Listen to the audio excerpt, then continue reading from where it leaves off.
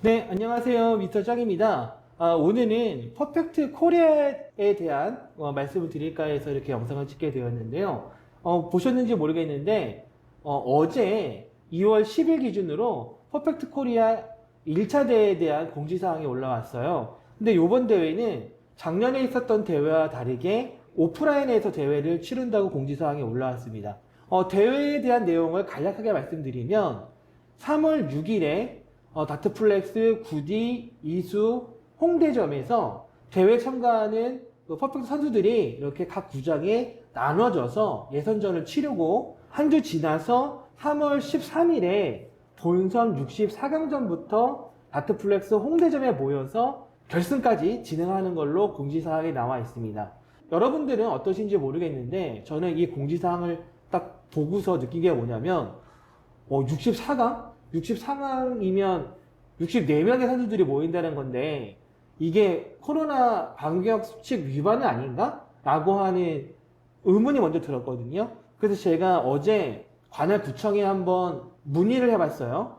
그랬더니 사전에 관할구청에 승인을 받은 행사 같은 것들은 얼마든지 진행이 가능하다라는 답변을 받았습니다. 그래서 대회 자체가 법적으로 문제가 안 될 것 같은데 한 가지 좀 조심스러운 것은 거기에서 음료를 마신다거나 술을 마신다거나 아니면 어떤 취식물을 먹는 것까지 괜찮은 것인가 라고 하는 것까지는 조금 조심스러운 게 사실입니다. 네. 그리고 두 번째 드는 생각은 무엇이냐면 오랜만에 이렇게 오프라인 대회를 여는 것이 참 좋은데 저는 이게 형식이 예선전이 끝나고 한 주 지나서 본선전을 진행한다는 이 구조가 참가하는 선수들한테는 조금 부담스러운 스케줄이 아닌가라는 생각을 해봤어요. 이게 무슨 말이냐면 퍼펙트 선수들이 서울권, 수도권 이렇게 살고 계시는 분도 계시겠지만 지방에서 사시는 분들도 제법 되실 거란 말이죠.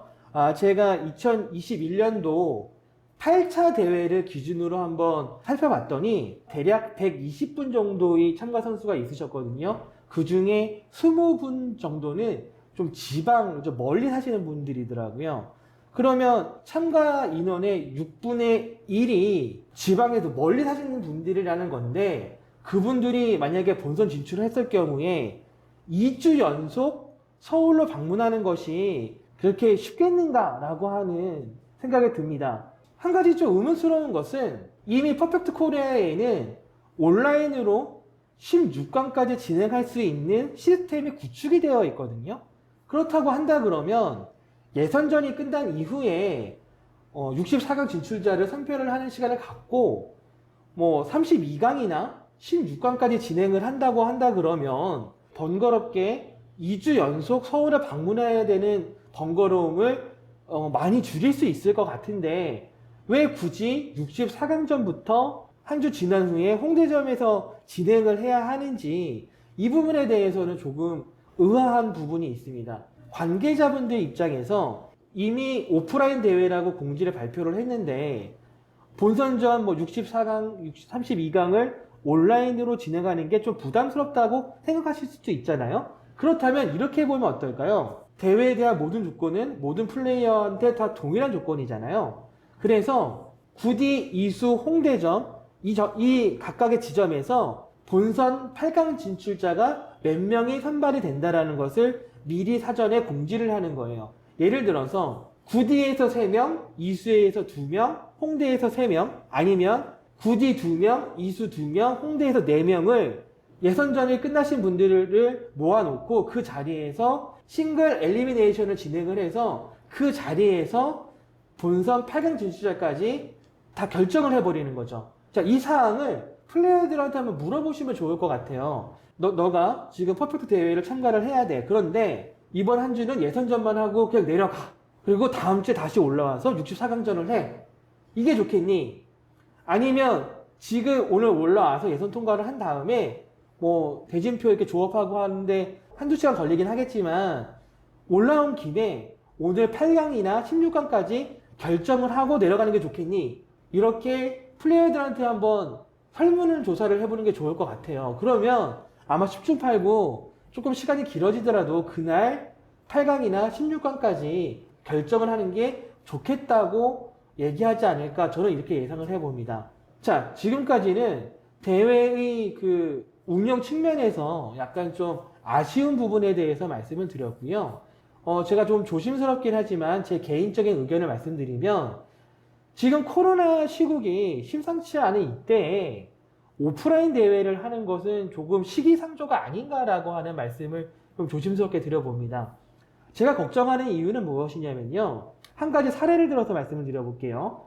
그 홀덤이라고 하는 카드 게임이 있다는 것을 많은 분들이 알고 계실 거예요. 2020년도로 기억을 하는데 그때 우리나라가 방역 체계가 되게 빡센 그런 기간이었거든요.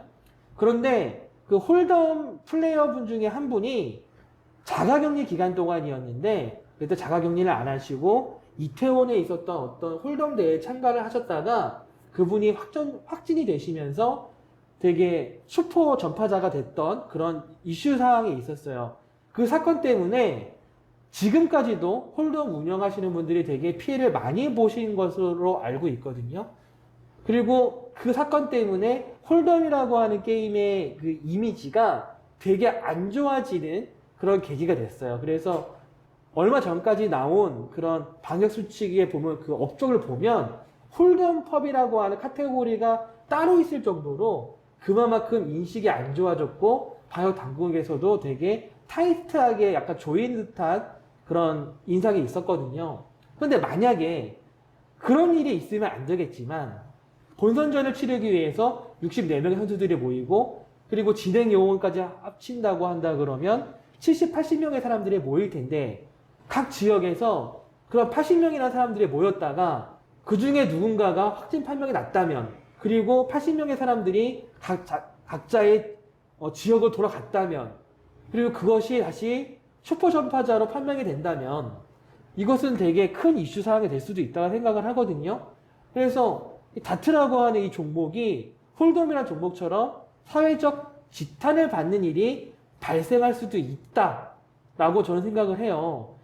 그리고 저처럼 이렇게 매장을 운영하는 사람들이라면 그 대회 이후에 만약에 확진자가 나와서 자가격리를 해야 되고 매장 운영을 못하는 상황이 발생을 하면 그 피해는 상당할 수밖에 없을 거라고 저는 생각을 하거든요.